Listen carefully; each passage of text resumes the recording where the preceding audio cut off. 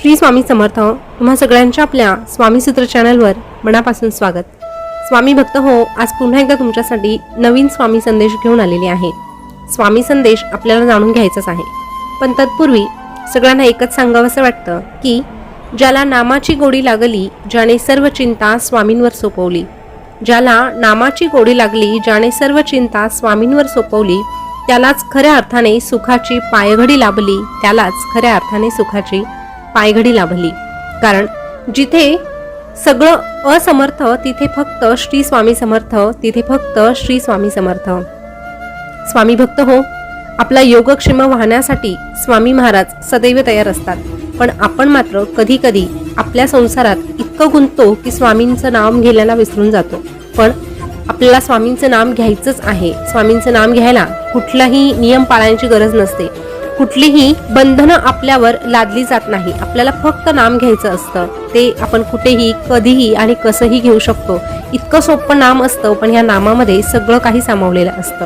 तर असो, तुम्हीही स्वामींचं नाम घेत असाल तर नक्कीच ह्या व्हिडिओला शेवटपर्यंत बघा. त्यासोबतच कमेंटमध्ये श्री स्वामी समर्थ लिहून पुन्हा एकदा स्वामींचं नाम घ्या. तर आजचा संदेश आपल्याला जाणून घ्यायचा आहे. पण संदेश जाणून घेण्यासाठी तुम्हाला छोटंसं काम करायचं आहे. तुमच्या समोर स्वामींच्या 2 मूर्ती दिसत आहे, त्यापैकी एक निवडायची आहे आणि संदेश काय आहे ते जाणून घ्यायचं आहे. तर स्वामींची मूर्ती म्हटलं तर स्वामी फोटोत मूर्तीत सगळीकडे आपल्याला एकसारखेच दिसतात. आणि फोटोमध्ये काय किंवा डोळे मिटून आपण स्वामींना आठवलं काय, स्वामी नेहमीच आपल्यासाठी सदैव येत असतात. तरीही एक छोटंसं काम करा आणि संदेश जाणून घ्या. तर तुम्ही मूर्ती निवडली असेल अशी मी आशा करते आणि संदेश काय आहे तेही सांगते. बघा, ज्यांनी 1 नंबरची मूर्ती निवडली त्यांना स्वामी काय सांगतात. स्वामी महाराज अशा भक्तांना सांगतात, अरे आमच्यावर विश्वास असणं महत्वाचं असतं. जेव्हा आमचा सेवेकरी आमच्या सेवेत येतो तेव्हा आमच्यावर ठेवलेला विश्वास खूप महत्वाचा असतो. आमच्या भक्ताला असं वाटतं की तो आमच्या मार्गात आला म्हणजे त्याच्या वाट्याला कधी दुःख येणार नाही. पण अरे, मनुष्य जन्म लाभला आहे तर प्रारब्ध हे भोगावेच लागणार. पण जर तशातही तुमचं नाम जपत असशील, आमची सेवा करत असणार तर नक्कीच तुझं जे प्रारब्ध आहे ते हळूहळू कमी होणार आणि मग शेवटी तू पूर्णपणे आमचा होऊन जाणार. पण त्यासाठी आमच्यावरचा विश्वास असणं गरजेचं आहे.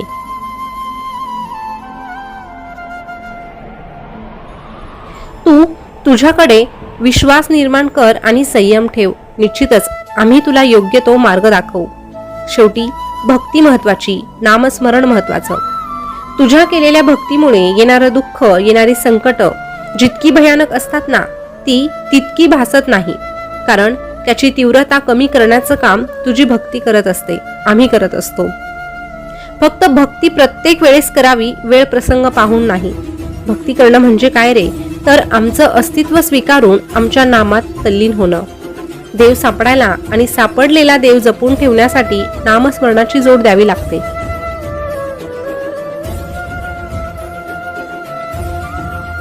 अरे ठाऊक आहे आम्हाला, हे खडतर आयुष्य जगत असताना येतात कधी अश्रू डोळ्यात, तरीही नाम असू द्यावे मुखात.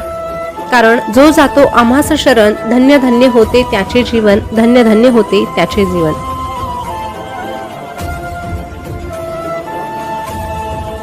अरे तुझा हा स्वामी फक्त तुझ्या प्रेमाचा आणि भक्तीचा भुकेला आहे. जो आम्हाला साथ घालतो त्याच्या हाकेला आम्ही ओव नक्कीच देतो.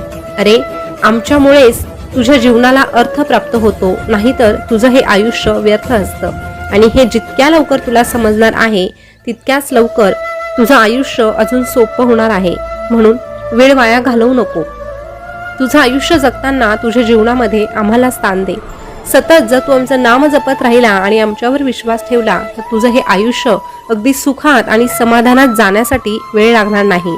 अरे जीवनात संघर्ष येतो म्हणून घाबरू नकोस, खचू नकोस. बघ, दुधापासून दही बनतं, दह्यापासून लोणी बनतं, लोण्यापासून तूप. पण त्या दुधाला तूप बनेपर्यंत अनेक टप्प्यांमधून जावं लागतं. शेवटी हळूहळू त्याची किंमत वाढते.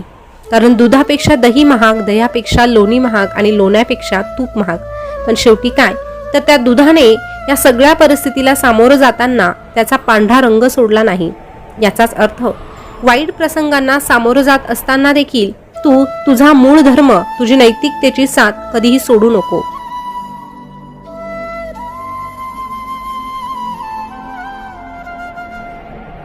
जोपर्यंत तू नैतिकतेच्या मार्गावर चालतो तोपर्यंत तुझी किंमत कधीही कमी होत नाही. म्हणून तुझी किंमत नेहमी आमच्या नजरेसमोर चांगली ठेवायची असेल तर तू तुझा नैतिकतेचा मार्ग कधीही सोडू नकोस. जो नैतिकतेच्या मार्गावर चालतो त्याच्या पाठीशी आम्ही असतो आणि त्याला सांगतो, भिवू नकोस, मी तुझ्या पाठीशी आहे, भिवू नकोस, मी सदैव तुझ्या पाठीशी आहे.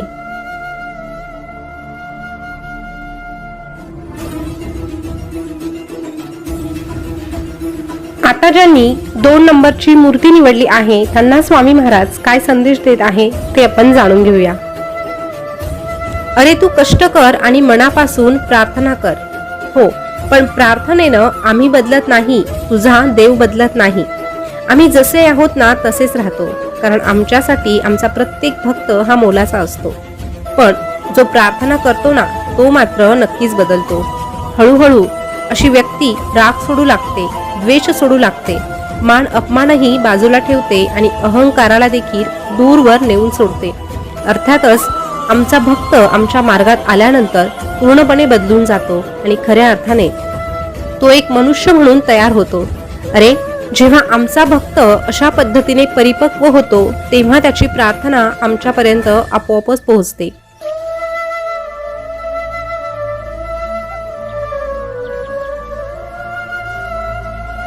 जेव्हा तो अहंकारापासून लांब राहतो तेव्हाच खऱ्या अर्थाने त्याची पावलं प्रगतीच्या दिशेने वळतात.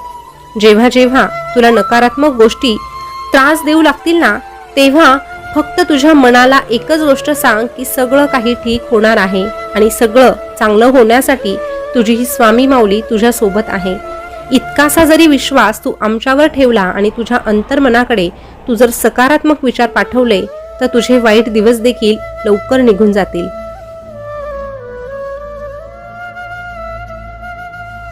तुझ्या समोर आलेल्या परिस्थितीला तू कधीही घाबरू नकोस. तू फक्त विश्वास ठेव, आम्ही सगळं काही सांभाळून घेऊ. आणि एक गोष्ट सदैव लक्षात ठेव, सुखात आम्ही तुझ्या पाठीशी असलो तरीही दुःखात मात्र तुझ्या सोबत असू. कोण काय म्हणत आहे हे सोडून त्यांना म्हणायचे ते म्हणू दे. म्हटल्याने काहीही होत नाही. तुला माहित आहे ना, तुझा स्वामी तुझ्या सोबत आहे तर मग सगळं काही चांगलंच होणार आहे. म्हणून सांगतो, म्हण आणि मन प्रत्येकासमोर मांडत बसू नये, कारण अर्थ न कळालेली म्हण आणि अर्थात बुडालेलं मन प्रत्येकाला झेपेलच असं नाही. लोकांना प्रत्येक गोष्टीचं उत्तर देणं गरजेचं कधीच नसतं आणि मनातल्या सगळ्याच गोष्टी सगळ्यांना सांगणं देखील गरजेचं नसतं.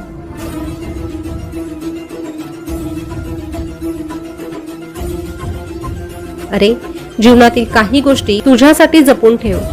ज्या दुसऱ्यांना जेवढं समजत नाही ना तेवढं तुझं आयुष्य चांगल्या पद्धतीने जात असतं आणि तुझ्यासाठी हे आयुष्य जगणं खूप सुंदर होऊन जातं. म्हणून काही गोष्टी फक्त तुझ्यापुरत्या मर्यादित ठेव आणि कुणाला सांगाव्याशा वाटल्या तर हक्काने आम्हाला सांग, कारण तू सांगितलेल्या गोष्टी आम्ही फक्त आमच्यापर्यंत ठेवतो, त्याचा गैरफायदा घेऊन इतरांना सांगत नाही.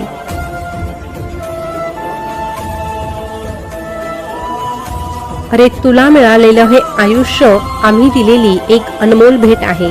म्हणून हे आयुष्य जगत असताना फक्त हिरमसू नको, एक फूल उमललं नाही म्हणून रोपाला तोडू नको, सगळंच मनासारखं होईल असं मानू नको.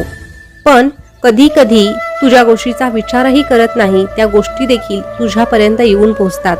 अरे एखाद्या वेळेस तुझी इच्छा बोलून दाखवतो ती पूर्ण होत नाही, पण कधी कधी न मागता देखील तुला बरंच काही मिळालेलं असतं, याकडे आवर्जून लक्ष दे. अरे जेव्हा तू अशा प्रकारे समाधानी राहतो तेव्हाच खऱ्या अर्थाने तुला सुखाची व्याख्या समजते आणि मग तुझं आयुष्य अजून सुंदर होतं. तुझं आयुष्य जर तुला सुंदर बनवायचं असेल तर निश्चितच आमचं नाम तुझ्या मुखात राहू दे आणि समाधान शोधण्याचा प्रयत्न कर. आयुष्य जितकं अवघड वाटतं ना तितकं ते कधीही अवघड नसतं, पण मनुष्य मात्र ह्या आयुष्याला अपेक्षांच्या ओझ्याखाली दाबून टाकतो आणि मग हे आयुष्य खूप खडतर होतं. म्हणून अपेक्षा आवर्जून ठेवाव्या, परंतु तुझ्या या स्वामी माऊलीकडून, जगाकडून नाही. आणि ज्या तुझ्या इच्छा अपेक्षा आहे त्या पूर्ण करण्यासाठी तू देखील स्वतःच्या मनाची तयारी कर, प्रामाणिकपणे कष्ट कर.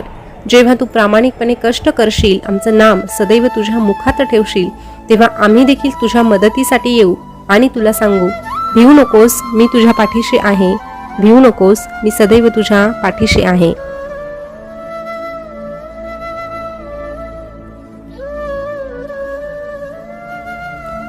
स्वामी भक्त हो, आजचा संदेश तुम्ही ऐकला असेल तर तुम्ही कोणती मूर्ती निवडली होती हे कमेंट करून नक्की कळवा.